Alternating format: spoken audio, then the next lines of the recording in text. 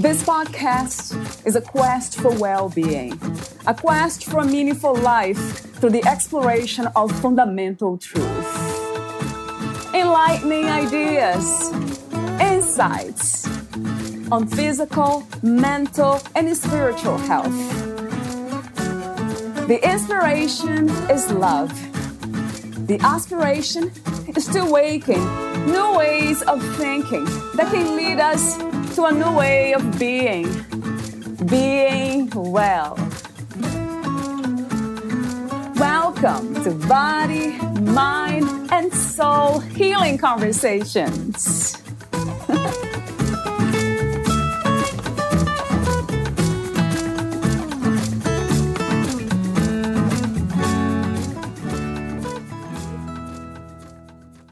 Learning how to reprogram your subconscious mind is one of the most amazing, life-changing experiences we will have.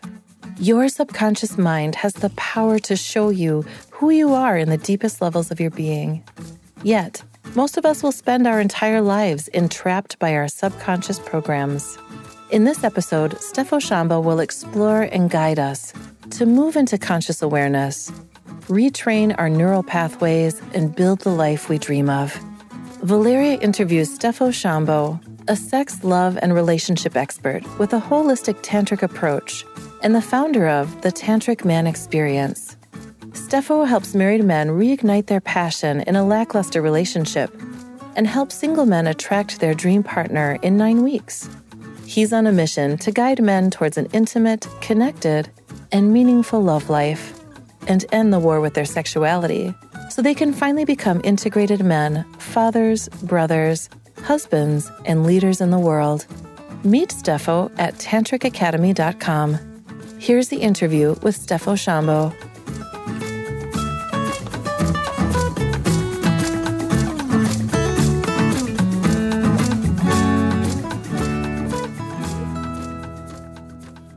In your own words, who is Steffo Shambo? Hello there. Yes, so in my own words, I would say that I am a men's relationship coach, and I help married men who are struggling in a lackluster marriage to bring back the passion, to bring back the spark, connection, trust, and communication again, so they can single-handedly save their marriage. And I also help single men who are struggling in their love lives. So they might be lonely, they might not have the confidence to approach, and they might not be able to find the love that they desire. Maybe they're settling for less or have limiting beliefs around love and relationships. So I help these guys to attract love in 9 weeks of my mentorship program called the Tantric Man Experience. It sounds wonderful. As I said, off record, this intention to help others to live this, I call it more clear, peaceful life. And we can say meaningful too, but I love the word peaceful for some reason. So I guess my second question to you is, how did you become a sex, love, and relationship expert, Steffo? Yeah, it's a funny, my life story. One thing leads to another kind of story, right? So on my website, tantricacademy.com, I write, a long page, right, about my hero's journey and how I got here. But to make it really quick and short, it basically started with me having a lot of questioning to life and wondering about the meaning of life and experiencing a lot of hurt and trauma growing up from childhood. So I set out on a pilgrimage, right, to explore and find truth. And so I traveled around the world for years, just with a single ticket in my hand, and gave up my life back home. And finally, after a bit more than 2 years of traveling to over 30 countries, I found yoga and tantra in the foothills of Himalaya in India, and it kind of clicked with me. And there was something there that just felt right immediately, and I had never felt that before. So there was a calling, you could say, in the hero's journey. And that's what I started to dedicate my life to. So I spend hours every day just doing the practices. And after a few years of just immersing myself in these practices and really mastering these arts within myself, I started to become a yoga teacher, and that led to me becoming a tantra teacher, and that led me to become a coach, and that led me to then start this program that I do with men online now. So it's like one thing led to another, kind of. Yeah, it makes a lot of sense to me, of course. Why just men, Steffo? Do you also work with women, or you prefer to work with men? I prefer, I don't have a preference, but this is what happened. One reason is because there's a lot of offerings for women. Women's empowerment movement is way ahead of men's empowerment movement. So they have a lot of offerings, and there's a lot of teachers, and there's already a lot to choose from. But for men, they're lagging behind a little bit, and they're not as interested in these kind of things if you compare it to women. So since, I had certain struggles that were very much connected to the male experience, I felt that this would be a better contribution for the world. And I'm speaking more from my personal experience and expertise as well. Even though I have worked with women in the past before I started this program, so I also see definitely the benefit of working with women, but now I wholeheartedly work with men. But of course, indirectly, their women and their girlfriends and their wives are impacted by the work as well. So you could say I indirectly work with them to create a better relationship, family unit, parenting, household, whatever you want to call it, through the man in the world, right? Yes, that makes so much sense. That's lovely, the way you just describe all that. Because, we are affecting each other all the time, and everything is connected. So there's no separation anyway, although it feels like and it seems like it. Another open question is about Tantra. What is Tantra? Good, big question.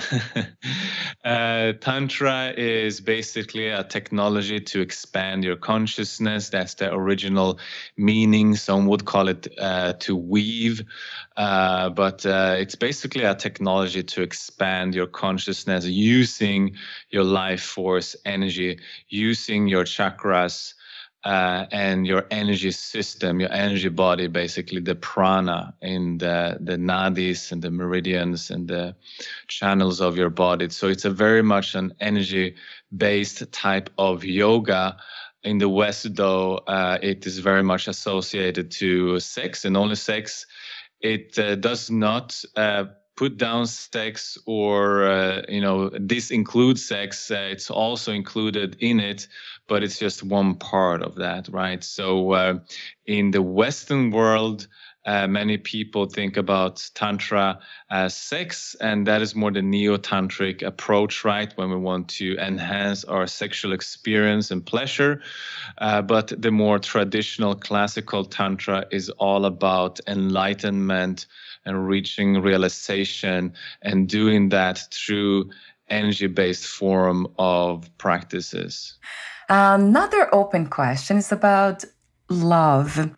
What is your understanding and idea of love? My understanding is that it's not just something we say or believe in, but it is more of an action, right? So, and I feel like, we can say, oh, I love you, I love you, I love you, but do you really mean it? And do you really show it with your actions, right? So I feel when we are helping someone in need, or doing charity, or volunteering, or karma yoga, right, or things like that, that is a form of love in action, right? So that would be my definition of love. It's not about that sweet romantic feeling that is bubbling, because that is more infatuation, right? That is more desire, lust, or there's chemical called oxytocin, right? So I think many people mix up oxytocin and passion with love. So love can be, like you share love to your children or your parents and family. That love is very different from what you share maybe with your sexual partner, right? So there's different types of love that we have, but they're all, under the scope of like action. That's another beautiful answer. Yes, I do believe that too. I usually talk a lot about unconditional love. It might be this broader kind of view of life itself, that everything here is unconditional love. Being here now, talking to you and doing everything we do, it's regardless, good or bad. It's that freedom. But I guess that's a different topic altogether. Mm-hmm. Another question for you, the opening questions. Let's see. I'll ask you this one. What do you feel is the purpose of the human experience? The purpose of the human experience. Let me digest this for a moment. So I feel that there is a meaning for us to be here in this world. It's not by chance. And when you see the statistics of what's the odds of being born as a human being here, when you count, the sperm cells and all the souls that are not incarnated, if you believe in karma or all that. So it's the odds are very, very slim to make it here. It's like winning the lottery to be a human right now. And I feel that we all have a certain specific purpose, which is individual for each one of us. And it's to overcome our limitations of the ego and actually see if we can become bigger than ourselves here and trying to contribute to the world to make it more a loving and peaceful place. So I believe that it's connected to our purpose in that way of overcoming certain parts of our ego or karmic imprints, right? And that is always involving what are things you can do to impact others, not just yourself or your family, but we think bigger, right? Because then you get out of your ego. So I believe that we all have a certain type of destiny.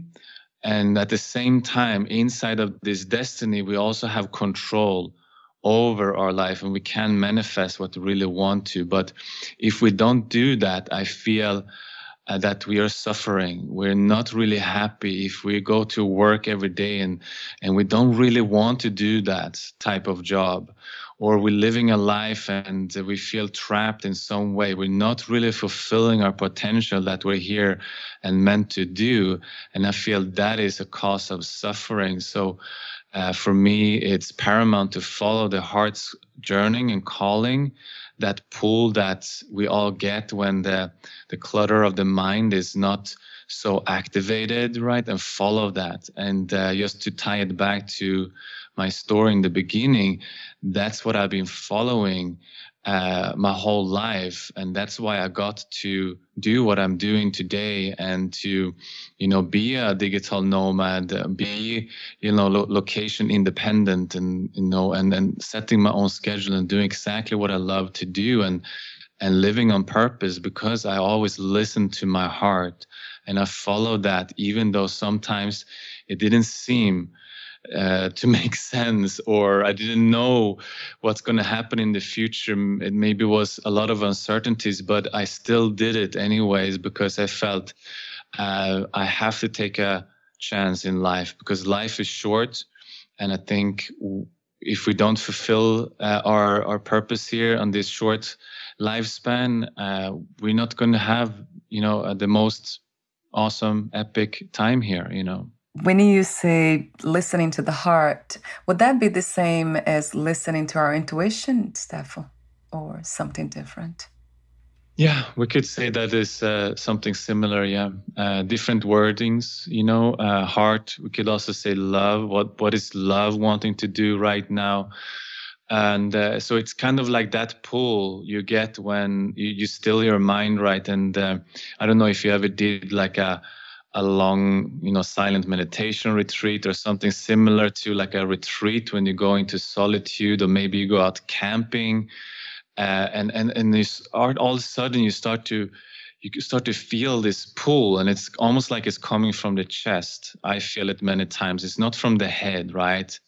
And this is kind of pulling you towards the next action in life. It's kind of like, what I'm most drawn to do in next, and that can be the next hour, the next day, and the next week, the next month. But whatever that is, I feel that is the heart's calling for that moment. And it doesn't have to be this big, like, what is my grand purpose in life? And I have to find one and never change it. No, it's like, what is just the next step here? And that, I feel it can be the intuition, some call it love, or the heart. Yeah.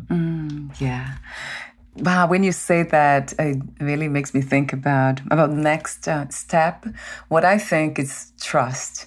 I trust every next step, whatever is happening now, like from this second to the next, it's okay to happen. So there's a lot of trust. Do you feel the same way when you're following the heart? Do you feel this sense of trust in what is happening and divine force, whatever we believe in? Mm-hmm. I do. But at the same time, I have to admit that sometimes I fail to trust the universe or the next step in the path. And I start to worry, I get in my head and I start to question it and analyze if it's really the right step, or can I really do this? It's just outrageous to just drop everything and go to the other side of the world. Like, that doesn't make any sense. So yes, many times I trust, but also many times I doubt that. So it's a constant practice, right? And I have to remind myself again and again to surrender my trying to control life and surrender into the trust and see like, yeah, I'm being guided here. I'm being taken care of. And the more I can lean into that, the easier things will get, and the easier and the less I will suffer. What can I say? Yeah, I have been learning that. I have been learning the hard way, in a way, by not trusting. But that is, like, as you said, it seems like it's part of the experience to kind of dance between love and fear, which we hope to get to that space of trust when it becomes profound, deeper, and established, where we can just dance around love and create more love around us. You mentioned the ego. So for those who don't know what that is, how would you describe what the ego is? Yeah, I would just say the mind, the constant stream of thoughts that are in the background all the time.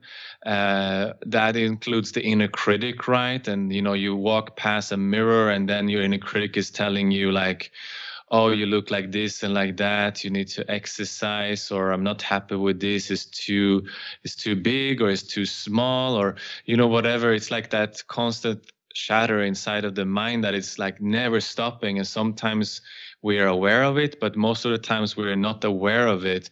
And that is affecting how we are feeling, the mood we have, and our emotions, and affecting our actions and so many things, right? Because we're not aware of this stream of thoughts. And many times we even, second guess ourselves, or we say something and then we start to think about what we said to that person, if it was the right thing, the wrong thing, if we should change. It's like we're constantly having a dialogue with ourselves. It's almost like if we could put that on speakers, wow. It would be like everyone is going around being schizophrenic or crazy because we all the time have another person inside our head talking to us. So who is this person talking to us all the time? So that is what we can call the ego, right? I have been doing for years now a lot of studies on Buddhism and practices, of course, and now Advaita Vedanta. So it's really like the deeper I go into it, the more it becomes a paradox, in a sense of the mind is also the divine. It's part of it. It is, everything is a divine. There's nothing that's separate anyway. So it's really the deeper you go and there's no separation, and then sometimes we feel separated. Like, I'm just dwelling now in the world of the mind, but where's the divine self? Where's the calm and peaceful realm within me? And that's interesting to see because it's everything. We cannot separate, but it seems like we can somehow become aware of all these actions, all these happenings, and learn to just watch them and not do anything, not engage with them. And trying to control the mind, I have tried for many years, thoughts and all that. It does. It does work for those who commit to become a yogi, I would say, if you want to just isolate yourself and just commit to that. And then every pretty much hour of the day, you are in that pursuit of controlling and training the mind. But that's a long, long, long journey. And some of us will not get there in one lifetime.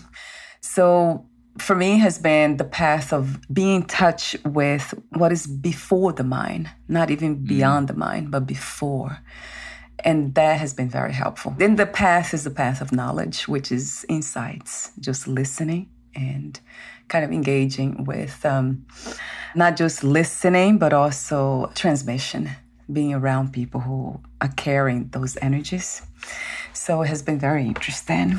So again, you are a sex, love, and relationship expert with a holistic tantric approach, also the founder of the Tantric Man Experience. The question that comes to me is, how do you work with your clients? Online only? Do you meet them in person? Do you also host groups and visit corporations and work with them? Yeah, we have an online community, a movement, you can call it. So from men from all around the world, I want to make it super easy, accessible to the common man, the householder man, right? Not only those who are ready to do what I did and go to the Himalayas for years and just study for hours every day, because most of my clients and students, they are, fathers, business owners, and they cannot just run away from their lives, right? So I want to make it accessible for anyone. So the only thing I'm asking for is 9 weeks. And dedicating a couple of hours every day for 9 weeks. So anyone can do it. It doesn't matter. But of course, you have to make it a priority if it's going to work. And so you get into a container of men from all around the world, a men's group container. And we are working on a very holistic approach, meaning that most people that have all the knowledge in the world and maybe done some of these things for years, or where doctors cannot even help, the Tantric Man Experience fill that gap, right? Because we're really much embodying the wisdom and healing every trauma or limiting beliefs. So it's, the mental level, spiritual level, emotional level, but also the more important part, the energetical level. That's the tantric approach, right? So we're using sexual energy to manifest our dreams, whatever that might be, the love life of our dreams, the financial goals that we have, or becoming the leader in our community, balancing our masculine, feminine energy, or whatever that might be. When you have your fundamental life force energy backing you up in whatever you do, your life is just going to catapult so much quicker in this world, right? So that is what the tantrics brought to the table of spiritual development in this world. Until the tantrics, there was not much people who actually emphasized or appreciated the work in the world. Like you said, the Buddhist and the Vedantics and most religion, they prioritize the transcendent, right? Which is one part of the absolute, you can say. But then we are deprioritizing our bodies and the world, our relationships, our sex life, because that's all in the world. And according to them, it's illusion, right? It's Maya. But to the tantric, is not. It is a temple. It is as divine as the transcendent is actually Shakti in itself. It's the universal principle. So it's just another side of the coin. So that is the beauty of the tantric teachings, that you can actually master your life force energy and manifest the life that you so much desire. Thank you so much, Steph, for doing what you do. As I said earlier, for being open to life. That's what it kind of comes to me as a message. Let's talk about how to reprogram your subconscious mind. 10 best ways. This is a blog post that you have written that caught my attention right away. The first question that I have to always start from the basics. What is the subconscious mind and how is it different from our conscious mind? Right. So the subconscious contains 90% of things that you cannot see about yourself, right? Those things that are in the shadow, like shadow work, those things that are concealed by your conscious mind. So here you have your beliefs about the world that you got from your parents, school, religion, culture, and country you were brought up in. You have emotions. If you have certain patterns and emotions coming again and again, maybe it's depression or procrastination, that is coming from the subconscious mind, a programming there. And also your habits, like things you do daily and you have maybe negative habits, you can't break them. You wonder why. It's coming from the subconscious mind. Your values in life, if you value certain, whatever that might be, you want to have family is very much of your value, or someone does not value family, like that is also from the subconscious mind, what you learned growing up, and the reactions and all that is coming from the subconscious mind, while the conscious mind is only about 5%. So we are only about a small portion of our mind that we are aware of, and that is our willpower, the logical thinking, and when you need to organize and do critical thinking and all that, that is the conscious mind. That's amazing how most of it's coming from the subconscious mind, and that's why it's so important. Yeah, we live unconscious lives, basically, more or less. Yeah, right, until we become conscious. So what drives some of us to become conscious of the subconscious? Suffering is the number one thing. Suffering, fear, and pain. When a human being have suffered enough, they drastically change their life. I see this again and again with my clients and people around me that are doing similar things that I did. I suffered my share of things, and that led me to do what I do. And I see that again and again when, when men breaking down because they're so lonely and for years, and they don't believe they're worthy of anything, and their life is just not a happy place, right? They just need to change. They need to do something, and then they get aware of these things. And the same thing with, I don't know if you know Eckhart Tolle, one spiritual teacher. He was suffering a lot, right? So his suffering kind of led him to this grace of being spontaneous enlightened. Like not many people get this spontaneous enlightenment. Most people have to work through it, right? Like the tantric masters, they do their energy practice every day, and then maybe after years they get enlightened. But Eckhart Tolle was one of those few who got like instant enlightenment, if you want to call it that. And it's through his suffering. He was suffering so much that he was suicidal and he was depressed for years, right? And through that suffering, he found an awakening, and he was, seeing that, ego that we talked about before, and just say like, who is this ego, and started to question it. And that's kind of how he woke up from this illusion, this depression, right? So yeah, I would say suffering. And when we had enough of just dealing with this negative repeating patterns that happens again and again. Maybe you've been in a relationship, you end it, you break up, you're heartbroken, and then you got into a new relationship, and the same things happen again, but maybe just in a slightly different way. But you brought your patterns with you to the next relationship, right? So when people start to see that, the common denominator of my issues is myself, they want to change, right? So it's usually coming from they had enough, they can't take it anymore, I need to do something, about this to change. In that blog post, you write, the subconscious mind resists the unknown. Is that because it's programmed, Steffo? So it's not open to the unknown. It's always comfortable with what it knows, right? Yeah, I can't remember exactly because I post a lot of articles. I can't remember like when it's taking out of context exactly what I was thinking there. But what I can gather from it is that because the subconscious mind is patterns that have been installed usually when we are 1 to 8 years old. So these are old programmings, right? So it's almost like a hard drive, an old hard drive from the 90s, right? And there's certain like programs running on this hard drive. That is the subconscious mind. So it's not really malleable. It's not really open to new inputs or,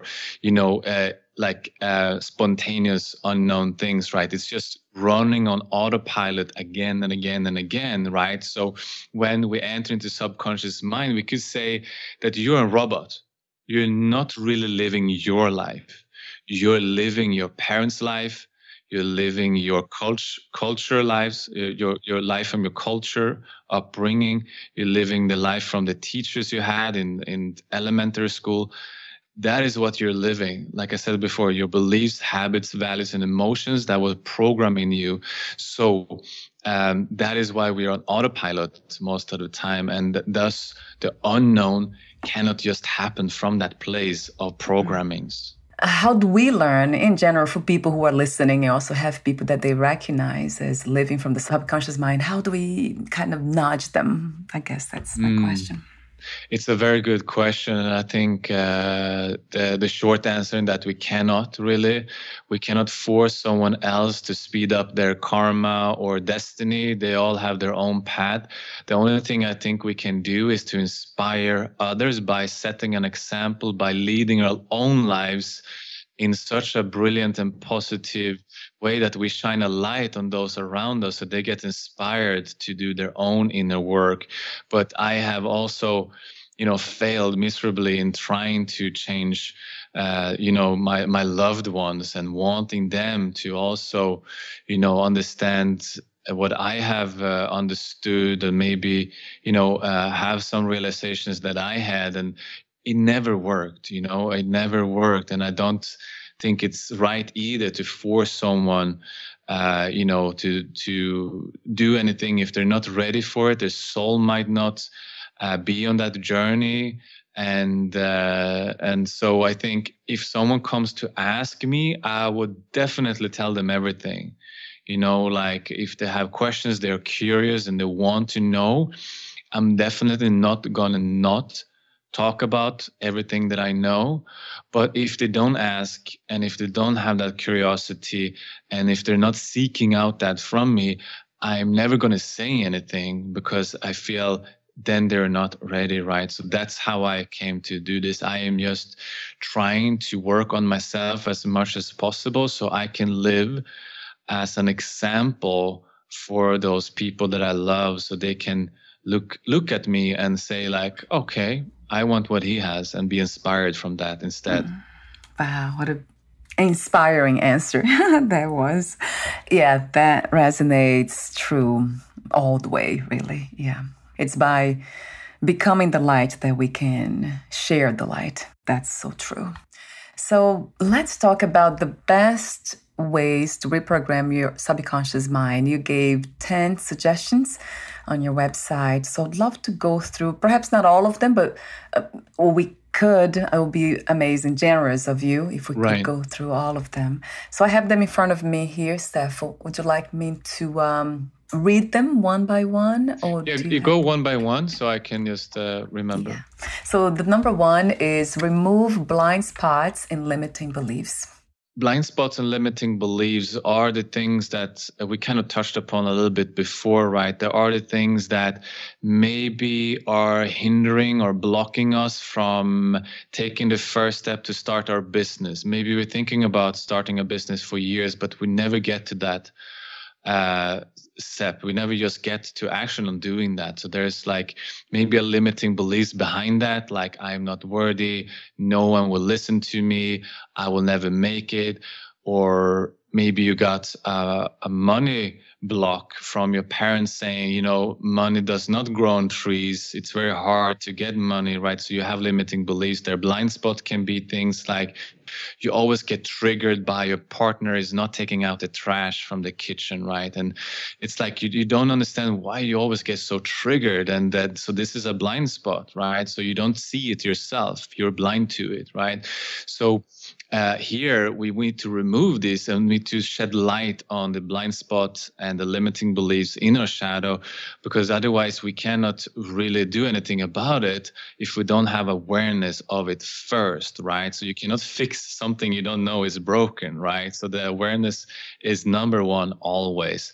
And that is very, very much a group work thing, right? So when you have, especially for men, when they have other men around them and women have other women around them, they can reflect back to them what they cannot see themselves. They get honest reflections, right? It's so important in life, because not many people want to step on each other's toes or shoes, and we don't want to put other people down. We avoid confrontation, so we never hear that in workspace, with our friends or anything. But when we have a group of people who are conscious and aware, and they're practicing, honest reflections together, then we can finally start to see things about ourselves, how other people perceive us authentically and honestly, not just sugarcoating things just because we want to be nice and pleasant, right?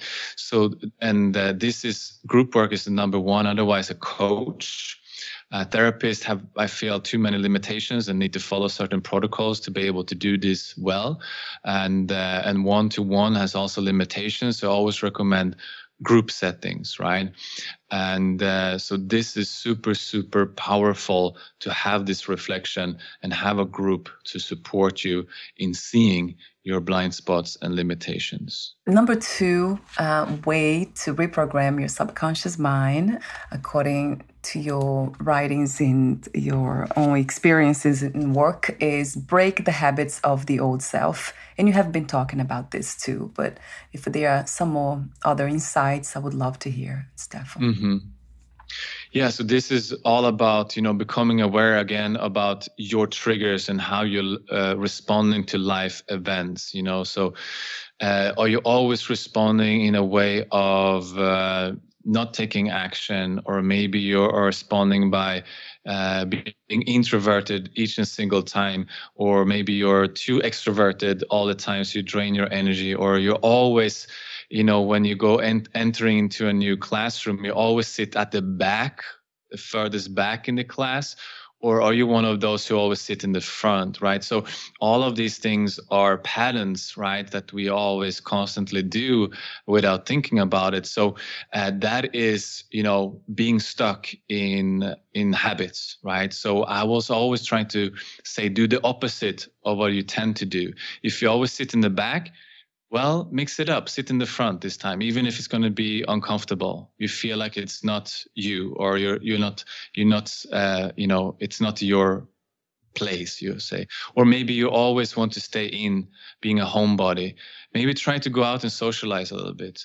Or if you're always out to socialize and you always have activities, maybe you just go and meditate for a little bit. Like, try to always do the opposite of what you're trying to do. If you really love masculine practices, you always go to the void and to the transcendent. Maybe trying to start to do some feminine practice of embodiment, get into the body instead of your head, right? So this is to break the old habits of ourselves. That's interesting that you say that masculine and feminine kind of bring those two energies into harmony and balance, right? Be in contact with them both. Number three, remap the mind. That's another interesting one. Yeah. So what I really mean here is like use your imagination and visualization to kind of already believe that what you want to experience, or your goals and desires, are already happening. So you start to kind of pull them, so to speak, from the future into your present day experience of your mind. So your mind, like I said, is a powerful tool. And when we use it for our own interest, we can create anything. So it's really, really important that any goal, desire, or outcome that you want, that you create it in your mindscape first, right? And that's what I mean to remap the mind, that create the goals, desires in your mind first, and then they will manifest. I love the visualizations. That's a type of meditation, of course. It's amazing how you even mentioned that in the piece that you wrote about the brain doesn't know the difference. So the subconscious doesn't know the difference between experiences that are happening here in real life, per se, and then also in the realm of thoughts, of imagination. Right. It doesn't know the difference. They actually measured people who are, doing sprints, and they're doing track and field, and they hooked them up on these monitors, right? And they were sitting still in this in the laboratory, and they closed their eyes, and they ran the sprints in their mind. And what they noticed is that the same neurons were firing as they were running. So the scans couldn't really tell a difference. So what does that mean? That means that we can actually achieve a lot of great results in the physical world just by imagining it and visualizing it. But the key is to really, really feel it and believe in it, not to second guess the reality of it. So in a way, it's establishing that trust, isn't it? It goes trust. Back to trust, I guess. I always go back to that component for some reason.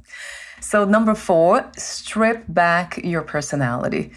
This is a fascinating one too, and very challenging idea to materialize. But talk to me about that a bit more. I agree. It's my favorite. It's my personal favorite. So this is super, super powerful, right? So we talked about the ego before, and we can say the personality is kind of the ego, right? So when we're in our ego, like we are most of the day, almost probably 99.9% of the day, we are just being a father, a mother, a colleague, a worker, a driver, whatever it is, a householder, a wife, a husband. We're always something. We're always in our personality, right? But in there, we are limited. We are not able to really do what we do. We just run on autopilot, right? So in a place where we can create anything comes from that, mindscape where thoughts are not disturbing us all the time and intervening with our process. So it's so important that when you learn to master your mind or your life or your life force energies that we do in Tantra, that you connect to this space of awareness inside of yourself every day. And this is the space, you could say it's the canvas where emotions, thoughts, and the 5 senses are appearing, right? It's that space that is witnessing all of this, right? So when you can get to this expansive feeling of awe, just being in awe of life, right? And you feel like you have found this kind of void and emptiness inside of you. When you are manifesting from that place, everything that you do will be so much more powerful. Because why? You're now in a place of the infinite, right? So there's infinite possibilities. They're limitless instead of the ego, which is have a limit on it, right? So now you're in the limitless consciousness, and quantum field is now a very buzzword. It's so popular, right? But basically it's the quantum field, like a quantum leap you can do when you manifest from this place. And in Tantra Yoga, we talk about dharana, dhyana, and samadhi, right? So these are the 3 steps towards doing that. So first, we need to be able to have our focus, meaning we need to be able to concentrate our mind. If we only think about the things we need to do and our obligations and our work task and to-do list, we're not going to be able to concentrate on our meditation, right? So the first step is to always be able to develop our concentration of the mind. And after that, we want to go into dhyana, which is meditation or contemplation, right? We want to be able to practicing being outside of our personality for a little bit. They can just be 10 minutes per day. That's enough, but a little bit every day. And the third stage is samadhi, right? So this is when you unite the rana with dhyana, and then the grace of God or Shiva will bestow you samadhi, and then you reach this place of embodying enlightenment. And this is not something that you can force to happen. It's just happened. But those are the stages. Wow.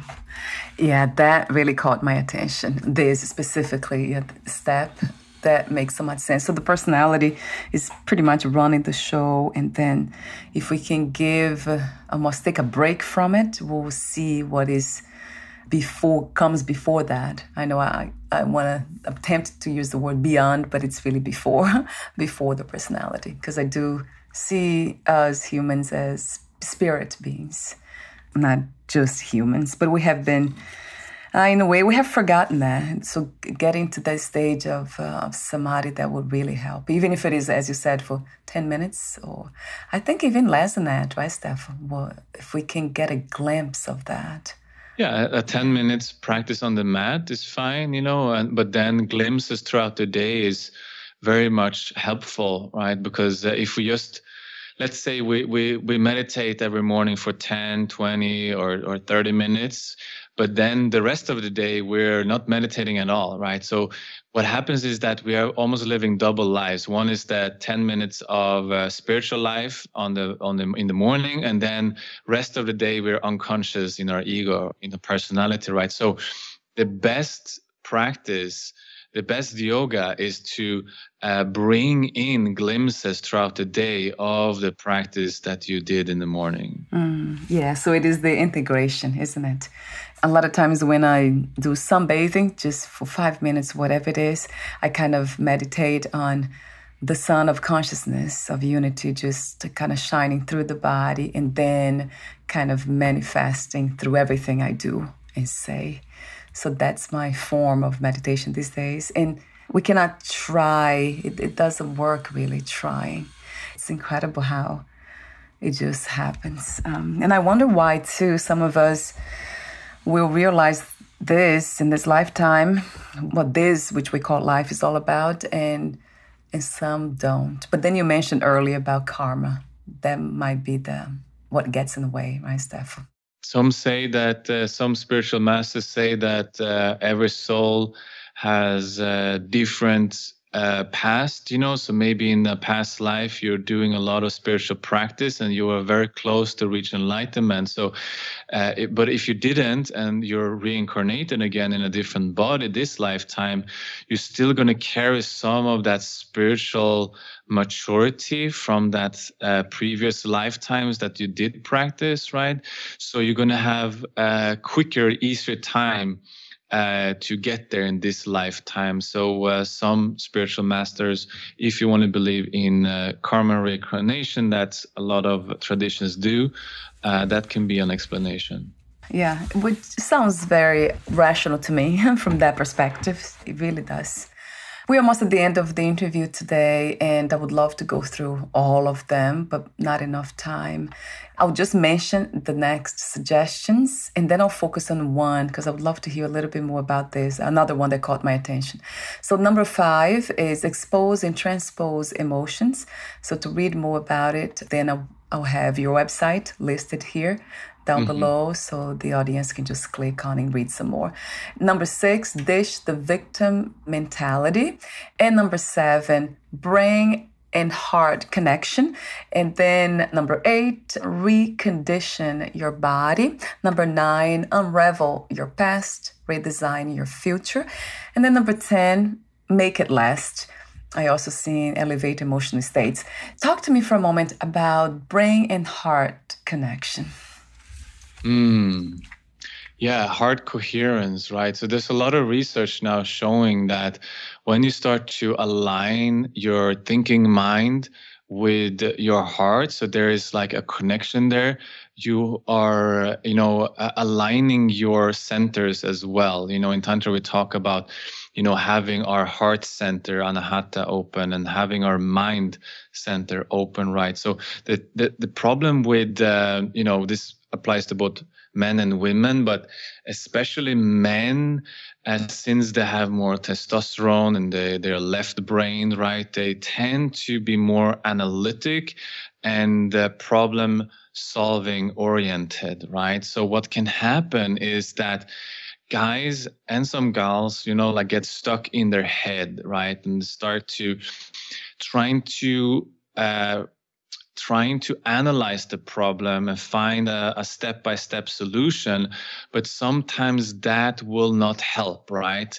Sometimes the embodiment of the wisdom is what is needed, right? So we need to drop out of our heads and into our body to access the wisdom of the body, right? So sometimes maybe trauma or certain patterns are actually literally stored in the nervous system, in the tissue of our body. We talk about being able to de-armor some emotions that maybe have been stuck in our bodies for years and years, right? And when we start to kind of massage certain trigger points, we start crying or laughing uncontrollably. Why? It's like emotions are stored there. So, embodiment is a very, very powerful practice to bring in, the brain and the heart to one. And then maybe even the next step would be that I do with my clients also to bring in the sex, right? So we have the sexual center.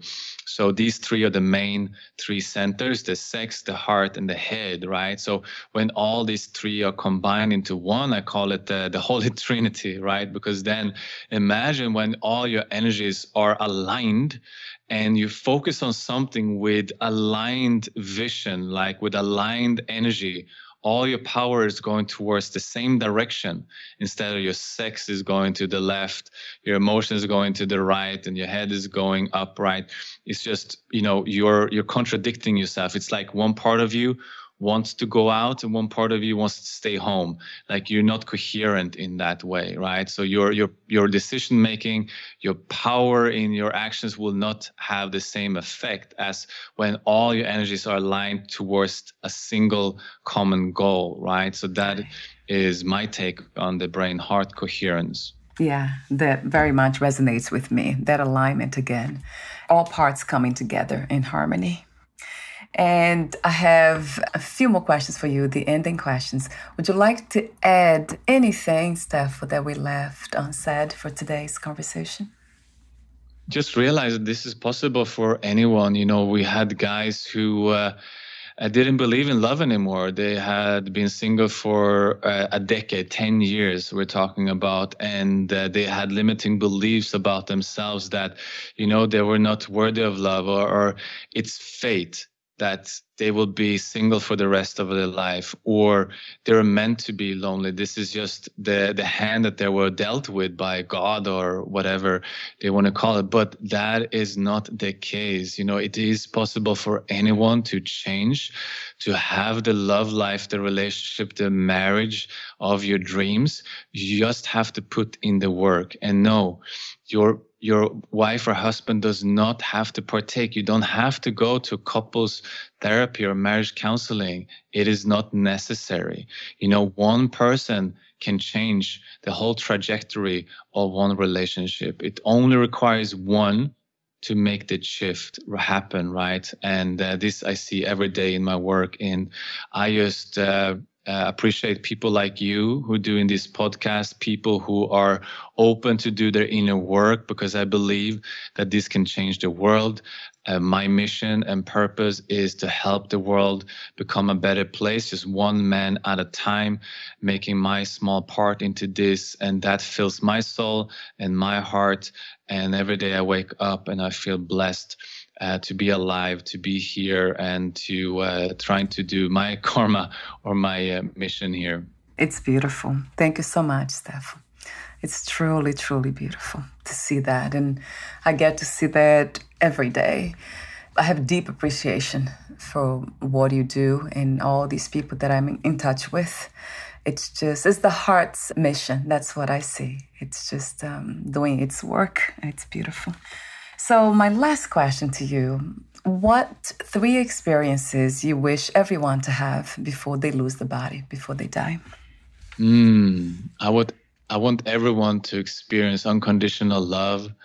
to have an energy orgasm, because that is, I think, everyone's birthright. You know, like we make sex such a taboo subject, and there's not really any sexual education on an advanced level in the world right now, and I think so many people are missing out just on having enjoying life and having pleasures of life. You know, I think we're meant to use our sexual energy more than just creating offsprings, right? So experiencing an energy orgasm definitely is something I want everyone to experience.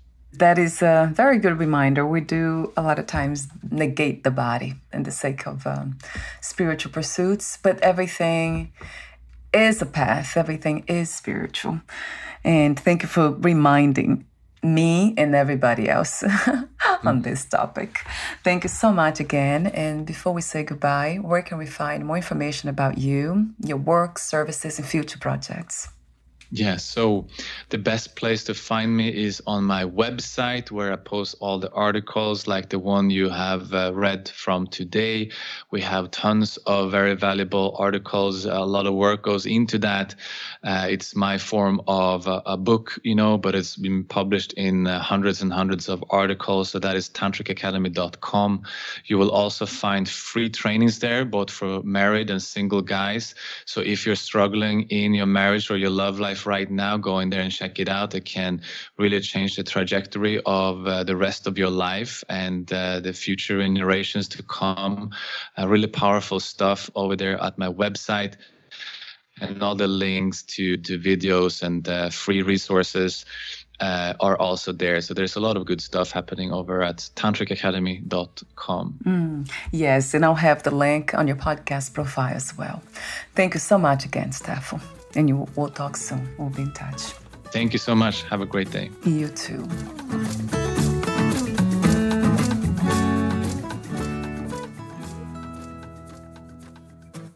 Thank you for listening. To learn more about Steffo Shambo and his work, please visit tantricacademy.com.